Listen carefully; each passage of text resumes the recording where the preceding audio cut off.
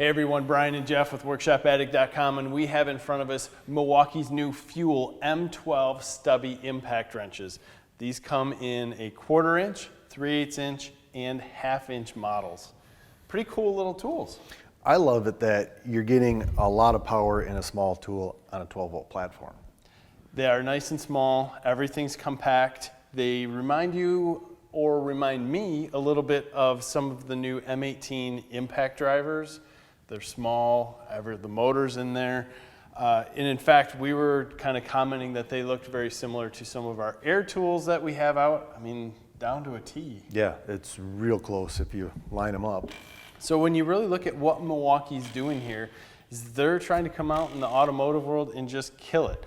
There's 3 modes to this tool, 1, 2, and 3 that you would see on normal impact wrenches. And then the 4th mode is a drive control mode where you can spin something on, and as soon as it starts to impact or get tight, it will turn itself off, stopping you from over tightening or stripping any of your threads. But in the reverse mode, you have full power in that setting. So that's something that they're putting together for us automotive guys, saying here's a way to increase productivity, and I like that.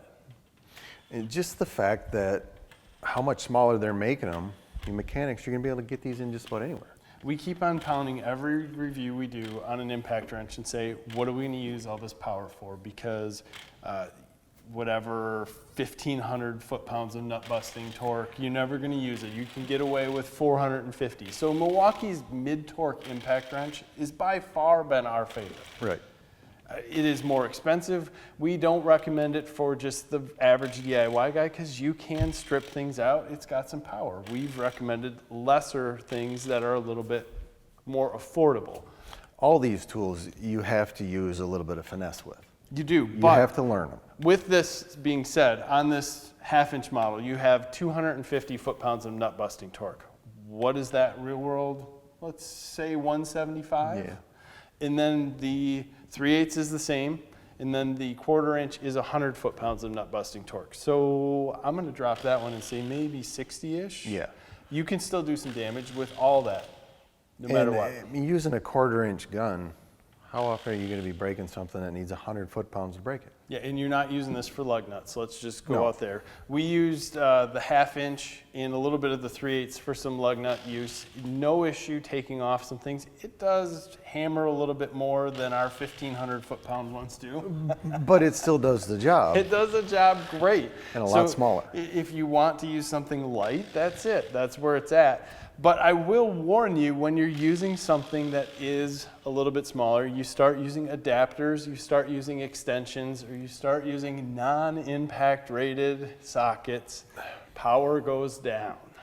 And tool malfunctions increase, meaning your extensions, your sockets. So make sure you're using impact rated stuff. It's, to me, I think people in this area are going to go through and say, hey, we're not going to use impact rated stuff. We're just going to come out and use what we have. Because I'm not going to invest in it. This isn't that powerful. I'm not going to tear things up. And if I do, guess what? I got a warranty. Yeah, but So just know that when you bag on these tools because they're not pulling your lug nuts off and you're using a non-impact rated socket, don't point the finger at red. the tool. Yeah. Use the right stuff and you'll find that you'll have a lot more power. When we were using extensions, this sounds weird, right? We both said it. When you're using this stubby of a wrench and your finger is so close to everything, we inherently put an extension on this to use it. Or you're searching for deep wells all the time. I don't know why, but we used extensions on the trailer and we had no issue pulling off lug nuts. Switch that extension over to a non-impact rated extension, lug nuts won't come off. Yeah. It's just how it works. So if you're going to use an extension, get an impact rated extension. Now I can tell you from use, if you're using this with your normal set of sockets and you're using an Allen or a Torx bit, if you don't have those in impact rated, your power goes down significantly on this 1/4 inch model. And most likely you're going to tear up your tool itself, not. Definitely. Yeah. So we used this 1/4 inch on some beadlock rims, and don't do this. You're not supposed to, right? So do as we say, not as we do. But it worked great. I was on level 1, snugging everything up. And these had a rating of 15 foot-pounds, guys. Level 1 probably took me to 5. Level 2 maybe took me to 10. I'm not sitting there pounding and impacting really hard, but that gives you an idea of the finesse that you can use consistently with this tool. Now, if I'd have went to level 3, level 1 and 2 are pretty tame. Level 3 you'd be kicks replacing it your up. rims. Level 3, yeah, would have stripped things out. But you can use this stuff on small items if you're careful, and it worked just great. But if you expect level 1 or level 2 to pull lug nuts off in the 1/4 inch, not happening. Yeah, not so much. So we get some crazy comments, and that's why we talk about some of this stuff. Some of the comments we get are just Off the wall.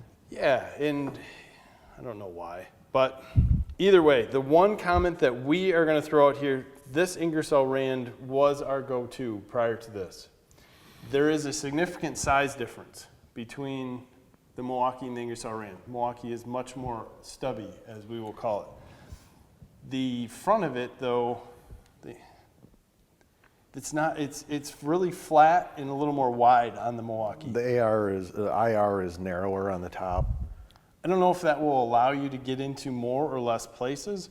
I don't know if it would matter. We have not had enough time with these. We've only had them for about a month. But we're going to continue using them. So we'll figure out. I think that, in my opinion, this is put aside for these. Yeah. I like the drive control. I wish it wasn't a button. You'd rather have a dial? I like the dial. Forgive me, we just did a review on the Ingersoll Rand 7152. It was a huge 1/2 inch impact wrench. It's got a dial on the back for hand tight, wrench tight, half tight, full tight. I like that. I like that if I have gloves on, I don't have to push it. When I do push it, I don't have to rely on a light that could be covered in grease. Or if you're out in sunlight. That's my gig. I like the simple, non-button stuff. But we've seen buttons on all kinds of Milwaukee stuff. It's never broke. No, it works well. It always peels away. But by that time, it peeled away because you've used it, and by that time you remember where the settings are. It is what it is. So, our gig on these, we love them. We think that you're gonna like them. You look at them, they're great. The one thing that we haven't done yet that will happen to every single one of these is the belt clips coming off. Yep. I wish they kept them off from the factory and just put them in a bag inside. well, some people might like them, but us, we just don't like the clips. No. Forward and reverse works awesome. Everything on this is something that I think you're gonna like. Battery-wise, these things are like power, they're like in eco mode all the time. We could constantly use these things. I think you could get a solid day out of these in a mechanic shop without issue when you're using the 4.0 amp hour battery. And to me, that's what I like using because I like to set the tool up. It's going to stay there, unlike this one might tip over. I don't see the big, if I'm gonna snake something into an area and this battery size matters, I will use a ratchet or I will use a pneumatic right angle impact that looks like a ratchet. Or as simple as changing the battery. I'd use a normal hand tools. Yeah.